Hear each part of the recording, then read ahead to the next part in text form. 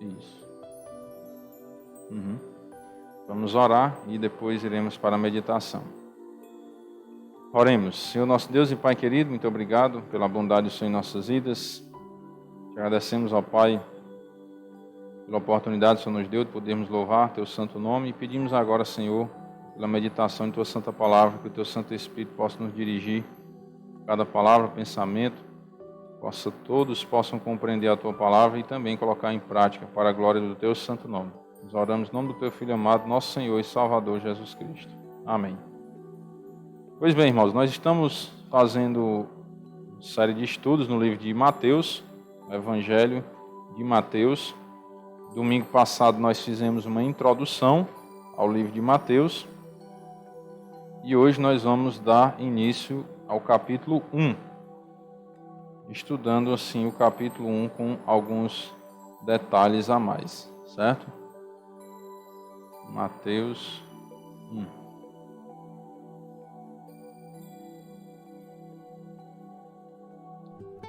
Nós já vimos que Mateus, ele era um coletor de impostos, né?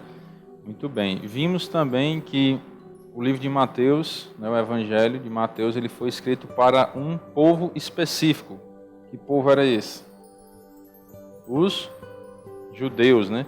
Então, Mateus ele vai usar uma linguagem que os judeus vão entender claramente, né? Alguns detalhes até Mateus nem precisa explicar com relação às doutrinas, né, aos ensinamentos judaicos, porque já era escrito para o povo judeu, então eles entendiam aquela linguagem, sem precisar Mateus detalhar algumas coisas sobre a cultura judaica que ele mencionava, certo? Nós vimos também que Mateus ele trabalha muito com a citação de profecias, né?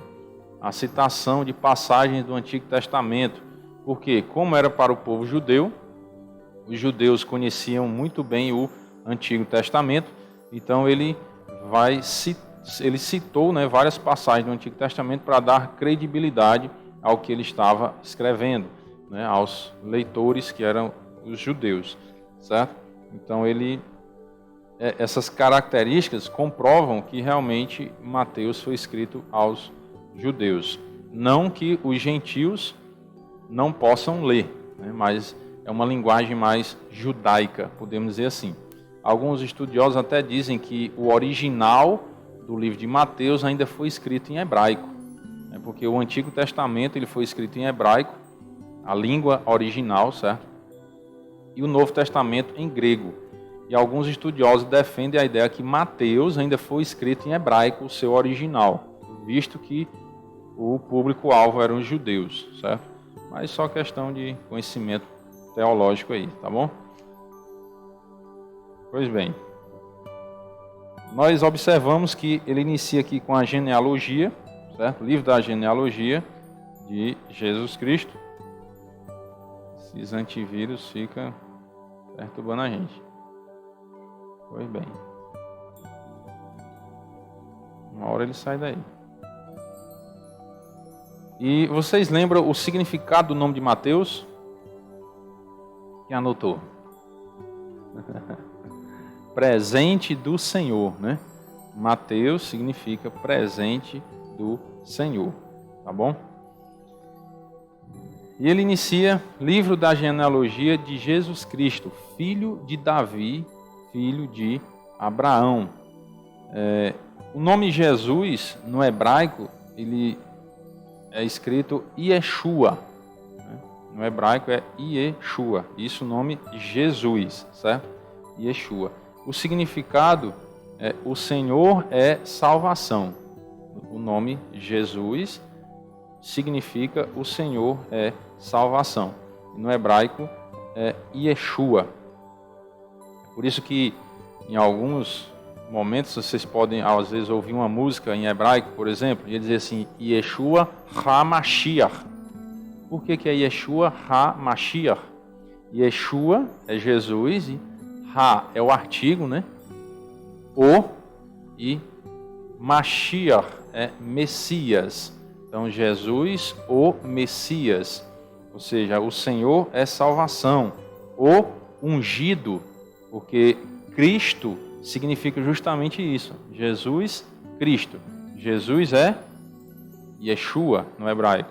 Significa o quê? O Senhor é salvação. Cristo é uma palavra grega que significa o ungido, que no hebraico é Mashiach.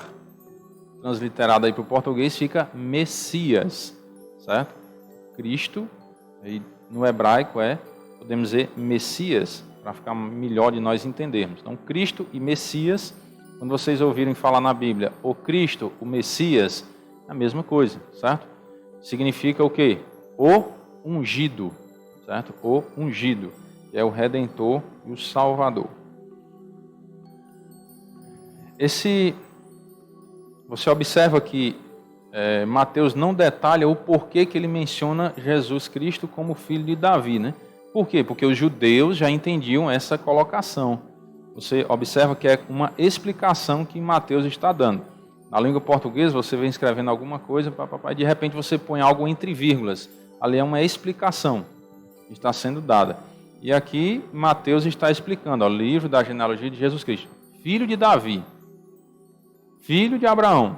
São dois detalhes aí explicativos que Mateus está dando aos seus leitores.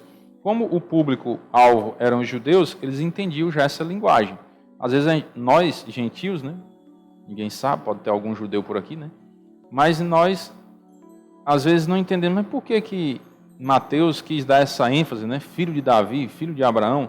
Porque o povo judeu respeitava muito esses dois homens, né? O rei Davi, Abraão, que era o pai da fé, né? Aquele com quem Deus fez a aliança. Então, o povo judeu respeitava muito eles. E aí, Mateus dá essa ênfase. Olha, esse Jesus que eu vou falar para vocês, ele é filho de Davi, é filho de Abraão.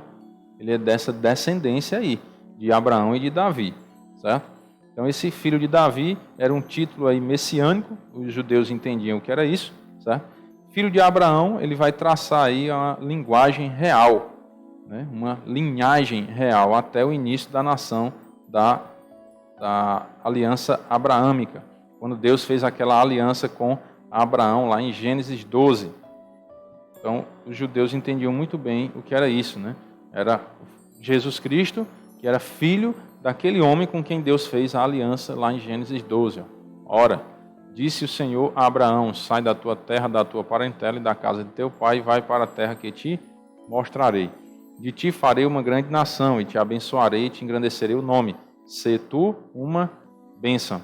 Abençoarei os que te abençoarem e amaldiçoarei os que te amaldiçoarem. Em ti serão benditas todas as famílias da terra. Observe que Abraão foi o pai de Isaac.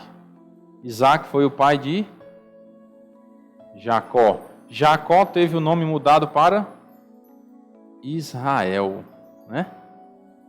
Israel. Observe que daí vem a nação de Israel, o povo judeu. E o que é que Deus diz a respeito disso? Em ti, de ti farei uma grande nação e te abençoarei e te engrandecerei o nome, se tu uma bênção. Abençoarei os que te abençoarem e amaldiçoarei os que te amaldiçoarem. Então, as pessoas devem fazer o quê com relação à nação de Israel? Abençoar, não é não? Porque se você abençoar a nação de Israel, o povo judeu, você vai ser abençoado. Quem está dizendo sou eu não, é a Bíblia. Abençoarei os que te abençoarem. Deus fazendo uma aliança com Abraão, que é um dos patriarcas da nação judaica. Abraão, Isaac e Jacó. Jacó teve o nome mudado literalmente para Israel, né? E aí você observa que se você abençoar o povo judeu, você é abençoado. Agora, se você amaldiçoar o povo judeu, vem maldição sobre a sua vida. Certo? Quem está dizendo é Deus. Como é que vem essa maldição e quando vem, eu não sei.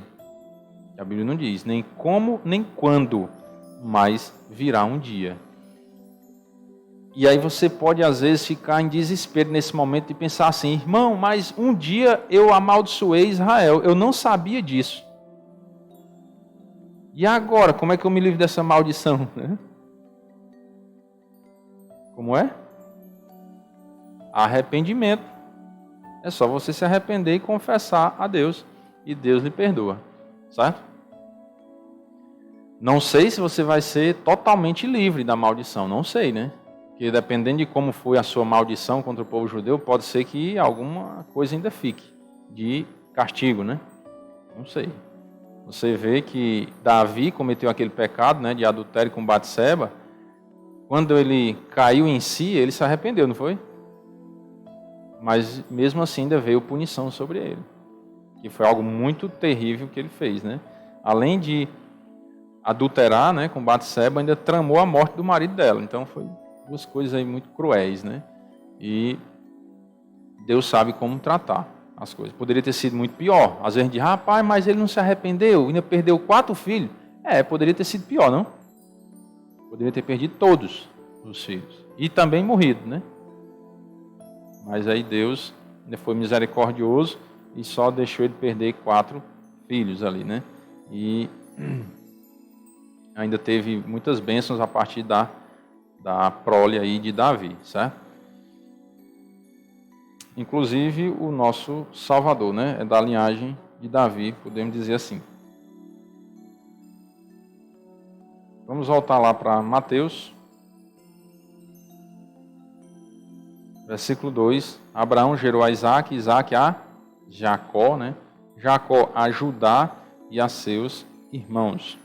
Judá gerou de Tamar a Perez e a Zera. Perez gerou a Esrom, Esrom a Arão. Tem uma observação aqui bem interessante, irmãos, que vai falar sobre as mulheres na genealogia, né? Geralmente não se cita mulheres na genealogia, são só os pais, né? Os homens. E aqui Mateus faz essa ênfase, né? Judá gerou de Tamar, a mulher, né? A Perez e a Zera. E observe 5 mulheres que são citadas aqui na genealogia. Tamar era cananeia, ela se disfarçou de prostituta para seduzir Judá. Vocês lembram da história? Né? Eu não vou ler, né, toda a história por questão de tempo, mas vocês podem procurar depois lá em Gênesis capítulo 38, certo? Podem anotar e vocês leem a história, tá bom? Gênesis 38. Ela se disfarçou ali de prostituta e foi seduzir Judá. Raabe era gentia e prostituta. Também faz parte aí da linhagem, né? Está lá em Josué capítulo 2, verso 1. Esse dá para a gente ir lá porque é só um versículo. 2 e 1. De Sitim enviou Josué, filho de Nun, 2 homens secretamente como espias, dizendo, andai e observai a terra de Jericó. Foram, pois, e entraram na casa de uma mulher prostituta, cujo nome era Raabe, e pousaram ali. Uma outra mulher também que foi citada, né, na genealogia é Ruth. Ela era moabita e adoradora de ídolos, né? Ela era idólatra. E Batseba era mulher de Urias, né, aquela que cometeu adultério com Davi. E também Maria é citada, a mãe de Jesus, né? Maria, ela correu muito risco quando ela aceitou aquele chamado de Deus na vida dela para conceber um filho ainda virgem, né, antes de ser casada. Literalmente casada. Ela estava noiva, né, com José e concebeu, né, apareceu grávida. Então ela correu um grande risco, né, da sua reputação ser difamada e tudo mais. Até que José resolveu ainda deixá-la secretamente, né, se divorciar dela. Não era casado, era só noivo. Mas naquele tempo funcionava dessa forma, né? Sendo noivo, se resolvesse deixar, tinha que fazer um divórcio. O noivado já era considerado como se fosse casado, né? Só não tinha o contato físico ainda, né? A intimidade do casal. E depois ele se encontrou com aquele anjo, né? O anjo veio falar com José e ele entendeu o que é que estava acontecendo e recebeu sua mulher, certo? Mas Maria também correu esse risco, tá bom? Então, eu vou continuar lendo aqui a genealogia e vocês vão lembrando aí de cada uma das mulheres que forem citadas aqui, certo? Versículo 4, Arão gerou a Aminadab, Aminadab a Naasson, Naasson a Salmão. Salmão gerou de Raabe, né? Era o que? Raabe, prostituta, né? A Boaz. Este de Ruth gerou a Obed, Obed a Jessel. Ruth era a moabita que era adoradora de ídolos. Jessé gerou ao rei Davi e o rei Davi a Salomão, ó, da que fora mulher de Urias, está citando aqui Batseba, né, uma adúltera. Salomão gerou a Roboão, Roboão a Abias, Abias a Asa, Asa gerou a Josafá, Josafá a Jorão, Jorão a Uzias. Uzias gerou a Jotão, Jotão a Acais, Acais a Ezequias. Ezequias gerou a Manassés, Manassés a Amon, Amon a Josias. Josias gerou a Jeconias e a seus irmãos no tempo do exílio na Babilônia. Depois do exílio na Babilônia, Jeconias gerou a Salatiel, Salatiel a Zorobabel, Zorobabel gerou a Abiúde, Abiúde a Eliaquim, Eliaquim a Azó. Azó gerou a Sadoc, Sadoc a Aquim, Aquim a Eliúde. Eliúde gerou a Eleazar, Eleazar a Matã, Matã a Jacó. E Jacó gerou a José, marido de Maria, da qual nasceu Jesus, que se chama o Cristo, né? Jesus, o Senhor é salvação, né? Que se chama o ungido, né? O Cristo é o ungido de Deus. Você observa que José, né, era marido de Maria, da qual nasceu Jesus. Esse é um único ponto de toda a genealogia no qual a palavra gerou não é usada, né? Ele vem dizendo, gerou fulano, gerou, né? Zorobabel gerou Abiúde, Abiúde, né? Gerou a Eliaquim, está subentendido aí a palavra gerou, né? Mas aqui não, ó. Jacó gerou a José, marido de Maria, da qual nasceu Jesus. José não gerou Jesus. Não gerou, ele foi gerado do Espírito Santo. E essa expressão, né, da qual nasceu Jesus, é uma expressão singular e se refere apenas a Maria. E Jesus, ele foi gerado apenas de Maria, né? Foi nascido de Maria, ele foi gerado pelo Espírito Santo. Irmãos, isso daqui deixa um recado, né? Mateus está dando um recado aos judeus, porque os judeus conheciam a profecia, sabia que o Messias de Deus, né, o Salvador que eles estavam esperando, ia nascer de uma virgem. Então tinha que, como é que a mulher virgem vai conceber um filho? Tem que ser uma obra divina, do Espírito Santo, algo de Deus, né? Porque era virgem ainda. Então esse recado que Mateus está dando, só em nós lermos assim a gente fica, né, sem entender direito. Mas olhando da ótica judaica, os judeus, opa, peraí, então é ele? Que o Messias que nós estamos esperando vai nascer de uma virgem. Então não foi já José que gerou Jesus. Porque para ali a palavra gerou, ó, Jacó gerou a José. E José gerou a Jesus? Não está escrito isso. José era marido de Maria, da qual nasceu Jesus. Jesus nasceu de Maria sem intervenção de José. Sem a geração de José.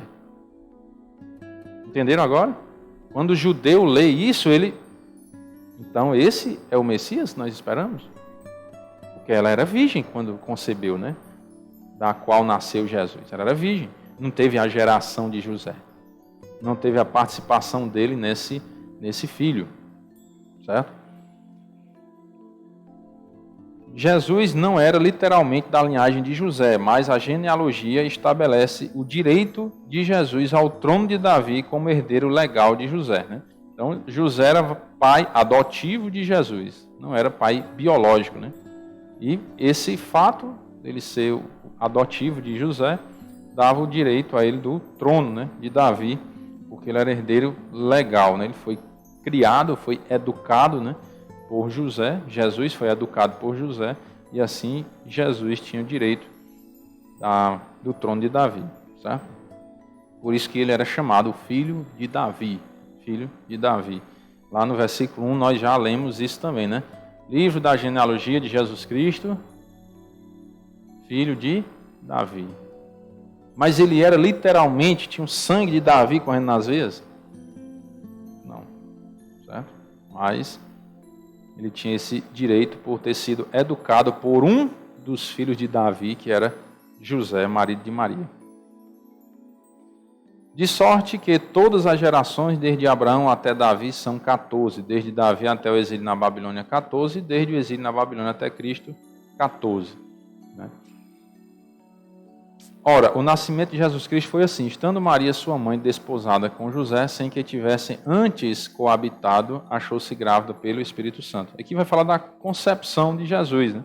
Eles estavam desposados.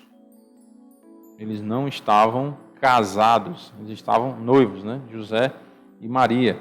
Então, o noivado judaico ele já tinha essa seriedade muito grande. Era como se estivessem casados, mas sem ter coabitado. Sem que tivessem antes coabitado, certo?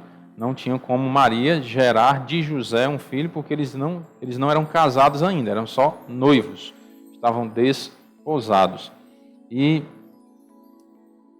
era tão sério essa questão do noivado judaico que se eles resolvessem não casar mais, eles tinham que fazer um processo de divórcio.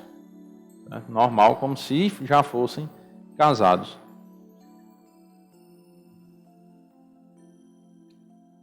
Versículo 19 diz: Mas José, seu esposo, sendo justo e não a querendo infamar, resolveu deixá-la secretamente.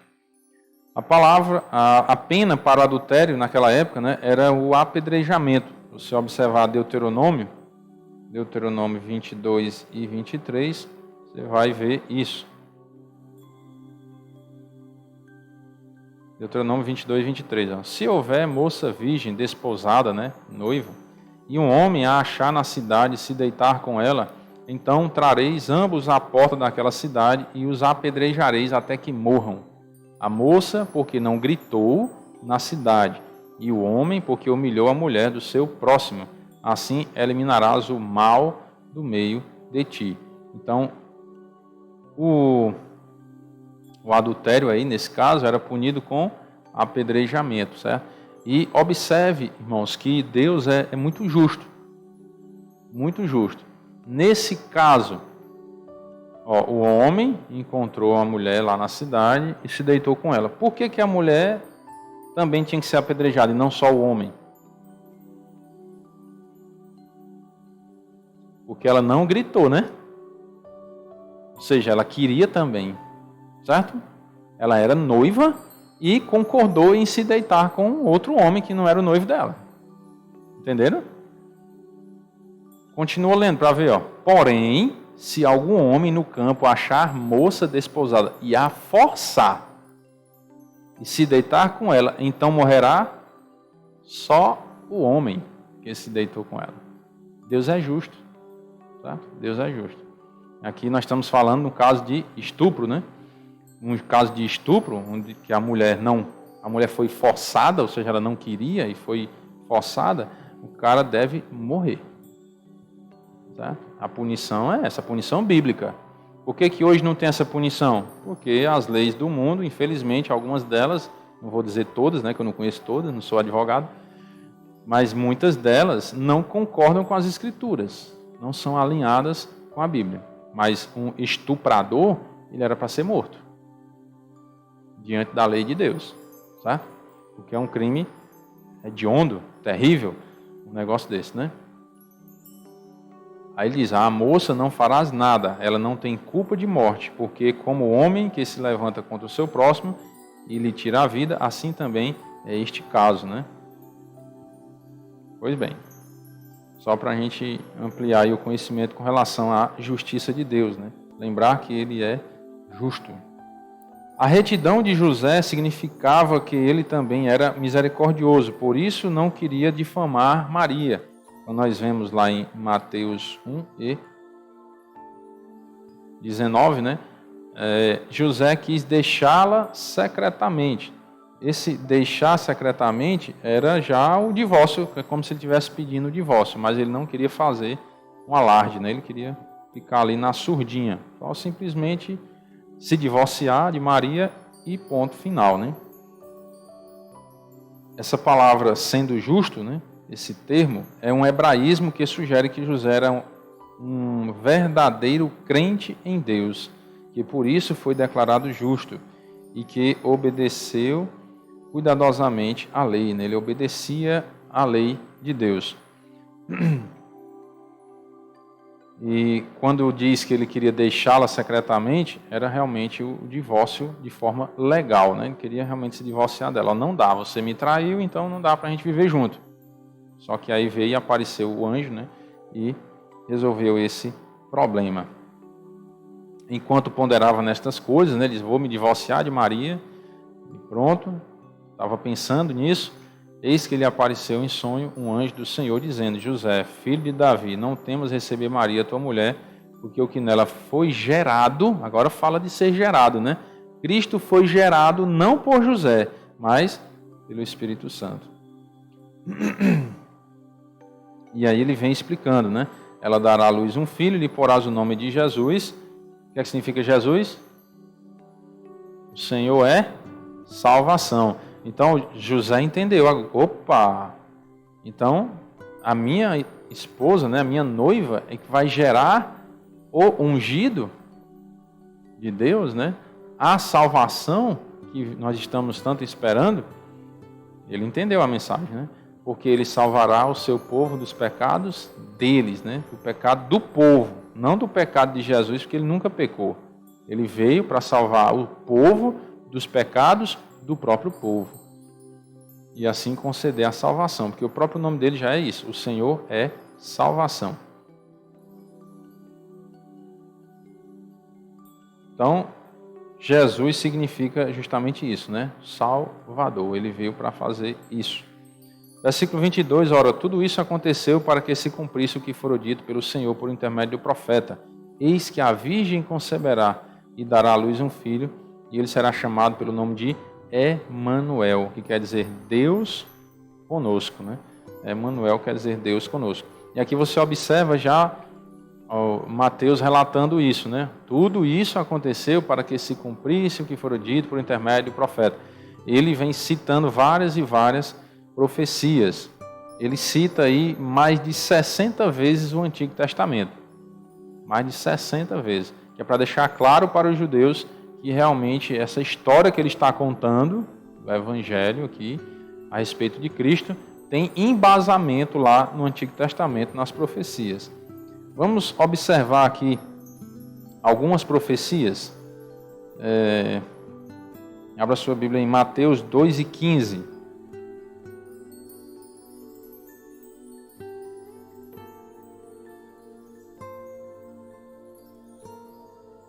E lá ficou até a morte de Herodes, para que se cumprisse o que fora dito pelo Senhor por intermédio do profeta. Do Egito chamei o meu filho. Mais profecias. Versículo 17. Então se cumpriu o que fora dito por intermédio do profeta Jeremias. E aí ouviu-se o clamor em Ramá, pranto, choro e grande lamento. Era Raquel chorando por seus filhos, inconsolável, porque não mais existem. Versículo 23. E foi habitar numa cidade chamada Nazaré, para que se cumprisse o que fora dito por intermédio dos profetas. Ele será chamado Nazareno. E tem mais e mais citações ainda. Mateus 4:14. Citações aí do Antigo Testamento, das profecias. Para que se cumprisse o que fora dito por intermédio do profeta Isaías. E aí eu não vou ler toda a profecia, né? Questão de tempo. Mas estamos só dando as pinceladas e você vendo aqui as várias citações que Mateus faz com relação às profecias. Mateus 8:17. Mateus 8:17. Eu não estou detalhando as profecias, até porque não daria tempo nem na noite inteira se a gente fosse detalhar todas essas profecias, né? E tem muitas coisas a serem explicadas se a gente for falar de profecia. Versículo 17, Mateus 8, para que se cumprisse o que fora dito por intermédio do profeta Isaías. Ele mesmo tomou as nossas enfermidades e carregou com as nossas doenças. Mateus 12:17.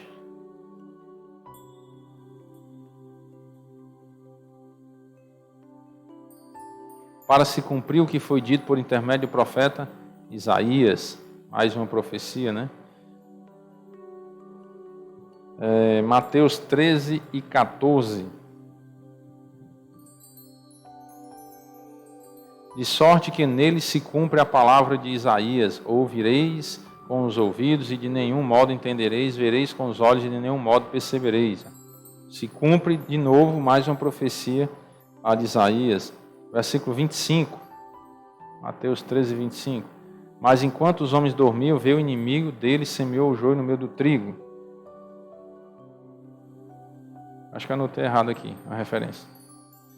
Faz parte, o óculos está meio vencido. Vamos para Mateus 21 e 4. Mateus 21 e 4. Ora, isto aconteceu para se cumprir o que foi dito por intermédio do profeta. Mais uma. Mateus 26 e 54. Mateus 26 e 54. Como, pois, se cumpririam as Escrituras segundo as quais assim deve suceder? Naquele momento disse Jesus às multidões: saístes com espadas e porretes para prender-me, como a um salteador? Todos os dias no templo eu me assentava convosco ensinando, e não me prendestes. Tudo isso, porém, aconteceu para que se cumprissem as Escrituras dos profetas. Então, os discípulos todos, deixando-o, fugiram. Mateus 27 e 9. Então se cumpriu o que foi dito por intermédio do profeta Jeremias. Tomaram as 30 moedas de prata, preço em que foi estimado aquele a quem alguns dos filhos de Israel avaliaram. E versículo 35.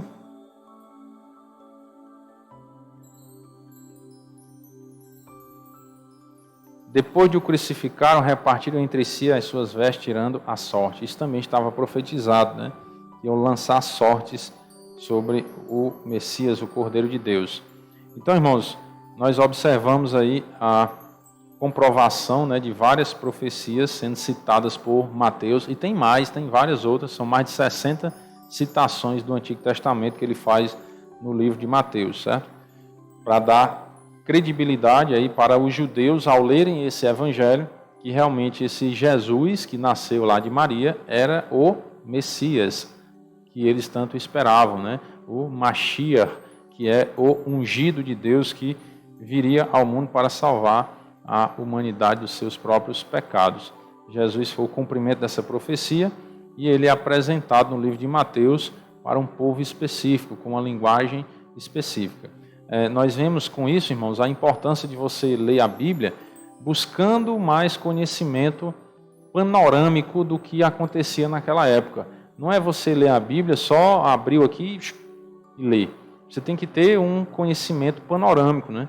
O que era que acontecia naquela época, quem escreveu, para quem foi escrito, dentro desse contexto do capítulo, o que é que estava acontecendo, que aí você vai conseguir compreender melhor as Escrituras e vai diminuir a margem de erro de interpretação, certo? Porque às vezes a gente vê muito erro de interpretação por falta de um acento.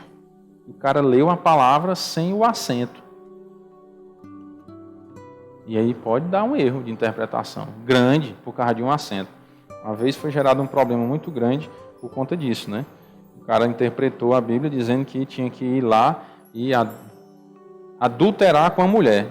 O cara foi lá, adulterou, e quando chegaram para entrevistar, ele disse: não, está escrito aqui, vai lá e adultera com ela. Ele disse: não, mas e esse acento no U? E adúltera. O cara não leu, ó, com acento no U. Lá estava dizendo no texto que era para a mulher adúltera, não era para ir lá e adulterar com a mulher. Ó, um acento. Você pode complicar a sua vida, certo? Então, a interpretação das Escrituras não é brincadeira, não é a gente brincar de ler a Bíblia. Tem que ser algo sério, né? Você buscar realmente o conhecimento, tentar entender esse panorama, o pano de fundo, né, do que estava acontecendo, para você entender o contexto e não errar na hora da interpretação, porque senão pode ter grandes problemas, né? Tanto nós entendermos errado e vivermos errado, e ainda ensinar errado para outras pessoas, né? E aqui é muito importante e muda muito a sua visão quando você enxerga dessa forma, né? Ah, quem escreveu foi fulano. Escreveu para quem? Para o povo A, B ou C. Então você já entende, então por isso que ele escreveu assim. Lembra que hoje de manhã nós estudamos sobre a morte sobre Judas, né? E viram aquela aparente contradição? E aí nós entendemos que não era contradição, era um complemento. Por quê? Mateus falou de uma forma da morte de Judas, ele enforcou-se. Lucas, porque ele era um cobrador de impostos, era um cara mais prático, ele viu tudo o que aconteceu, mas ele disse, Judas foi enforcar-se. Pronto, acabou. Mas Lucas era médico, então ele deu mais detalhes da morte de Judas, e disse que ele rompeu-se pelo meio, né? As suas entranhas saíram, né? Então ele complementou o que Mateus não detalhou. E olha a importância de você entender quem era Lucas. Lá em Atos, né, ele escreveu, Lucas foi quem escreveu. Lucas era um médico. Então quando você entende quem é a pessoa, você já compreende melhor por que ele escreveu dessa forma. Né? Não é que os evangelhos têm que ser uma cópia e fotocópia um do outro. Né? Foram 4 pessoas diferentes que escreveram, né, os evangelhos. Cada evangelho foi escrito por um. E cada um tinha uma visão de mundo, tinha um conhecimento de mundo. E eles viam algo que Deus mostrava, ouviram o que Jesus viveu e relatavam na sua linguagem. E para aquele povo que Deus tinha determinado que eles tinham que escrever. Então cada um tem uma forma de expor o que você viu. Vocês já viram aquela brincadeira telefone sem fio, né? Você conta uma história bem aqui, quando a rodeia que chega do outro lado, às vezes está totalmente diferente, né? Então por que 4 homens vão escrever o evangelho e tem que escrever todas as mesmas palavras? Não, eles dão a interpretação deles, daquele fato, né, a visão deles e a forma que eles sabem se comunicar diante do que Deus dirigiu pelo Espírito Santo. Né? Não foi escrito conforme eles queriam, né? Deus dirigiu pelo Espírito Santo o que eles iam escrever. E isso foi de propósito. Às vezes parecer que está se contradizendo, mas se você for estudar a fundo, você vai ver que não se contradiz. É um complemento, um do outro, né? Só dar mais um exemplo. Uma vez eu estava estudando sobre os 12 apóstolos, eu não vou lembrar agora qual foi o evangelho que detalhou, né? Mas tem um dos evangelhos que chama um dos apóstolos de Tadeu. E no outro evangelho diz Judas. Aí aparece 2 Judas nesse outro evangelista, falando sobre os apóstolos. Aí, 2 Judas? Aí eu fui, escrevi o nome, Judas Iscariotes, não sei o que, fulano, tal, Tadeu. Aí no outro, Judas Iscariotes, não sei o que, Judas. Oxe, um evangelista disse que tinha 2 Judas e o outro evangelista disse que só tinha um Judas. E aí eu disse, é porque o nome do cara era Judas Tadeu. Então um conhecia como Judas e o outro conhecia como Tadeu, não é não? Não tem? Por exemplo, Maria Júlia, né? Uns pode ficar chamando só de Maria e o outro pode chamar só de Júlia, não é não? Você conhece a Maria, tá, filha da irmã Lívia, né? Eu conheço a Júlia, né? Tá entendendo? É Maria ou é Ana? Maria, é porque lá na escola tem Maria e tem Ana, eu confundo demais, sabe? Maria e Ana e Júlia, né? Então, uns podem conhecer só como Maria, outros podem conhecer só como Júlia. Aí é só para a gente ampliar, né, a nossa mentalidade com relação à interpretação das Escrituras. Ter bastante cuidado e se dedicar ao estudo realmente para compreender melhor a Bíblia. Amém? Vamos orar, irmãos. Senhor nosso Deus e Pai querido, muito obrigado pela misericórdia do Senhor em nossas vidas. Te agradecemos, ó Pai, pela bondade do Senhor sobre nós, nos dá a oportunidade de compreender a Tua Palavra. Pedimos, ó Pai, que possamos tirar exemplos positivos para seguirmos, para fazer a Tua vontade e aprendermos os exemplos negativos para não seguirmos, não praticarmos os mesmos erros que outros cometeram. Pedimos as bênçãos do Senhor, ó Pai, pela restante da noite, a Tua proteção, Teu cuidado. Pedimos as bênçãos do Senhor, ó Pai, pela semana, a vitória sobre o mal e sobre o pecado. Entregamos nossas vidas em Tuas mãos e oramos em nome do Teu Filho amado, nosso Senhor e Salvador Jesus Cristo. Amém. Uma boa noite a todos, irmãos, que Deus nos abençoe.